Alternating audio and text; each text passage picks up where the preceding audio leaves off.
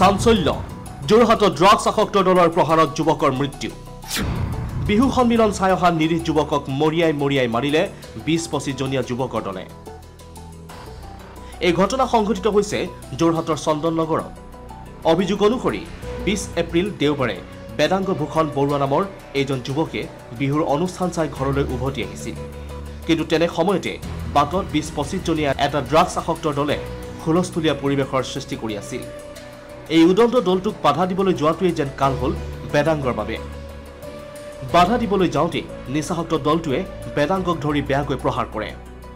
ফলত স্থানীয় লোকে মুমূৰ্ষ অৱস্থাত পথত পৰি থকা দেখা পায় যুৱকজনক আৰু ততাতৈয়াকৈ যোৰহাট মেডিকেল কলেজ হাস্পাতাললৈ লৈ যোৱা হয়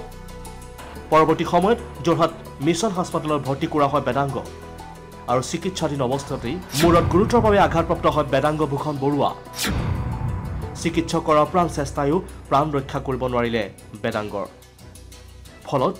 চিকিৎসাধীন অৱস্থাতেই মঙলবাৰে মৃত্যু হয় শান্ত স্বভাৱৰ বেদাংগ ভূষণ বৰুৱা বেদাংগৰ মৃত্যুত এতিয়া শোকৰ ছাপ পৰিছে অঞ্চলটোত বেদাংগৰ শৰীৰত স্পষ্ট আঘাতৰ চিন সম্প্ৰতি বেদাংগৰ পিতৃয়ে ঘটনা সন্দৰ্ভত এজাহাৰ দাখিল কৰিছে 12টা বজাত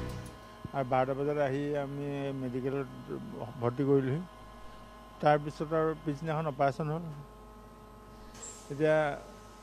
এইবোৰ মৰাৰ দাগ আছে কোনোবাই মাৰিলে বুলি ধৰি লৈছোঁ আৰু কেলে মাৰিলে কি কথা নাজানো কিন্তু লগৰ ল'ৰাবোৰে কোৱা মতে এখন কোনো কাজিয়া হোৱা নাছিলে কিন্তু কোনোবা এটা পাৰ্টি আহি এই মানে মাৰকিল কৰিছেহি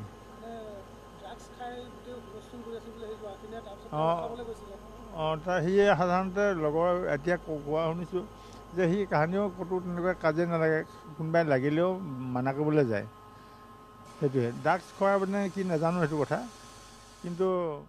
ক'ৰবাত যদি কাজিয়া পেচাল লাগে পিতৃৰ এজাহাৰৰ ভিত্তিত আৰক্ষীয়ে ৰজাবাৰী বুদ্ধ মন্দিৰৰ সমীপৰ পৰা আটক কৰে এই 10টাকৈ অভিযুক্ত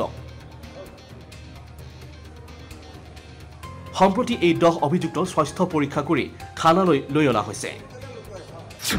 এই নামকেইটা হৈছে বিকাশ চেত্ৰী আব্দুল নুৰ আব্দুৰ ৰহিম ৰমজান খান বাবু আলী প্ৰণৱ গোৱালা ৰোহিত ৰাজপুত অশ্বজিত বৰুৱা দেৱজিত বৰুৱা স্থানীয় ৰাজ্যৰ অভিযোগ অনুসৰি যোৰহাটৰ অলিয়ে গলিয়ে এতিয়া চলে ড্ৰাগছৰ বেপাৰ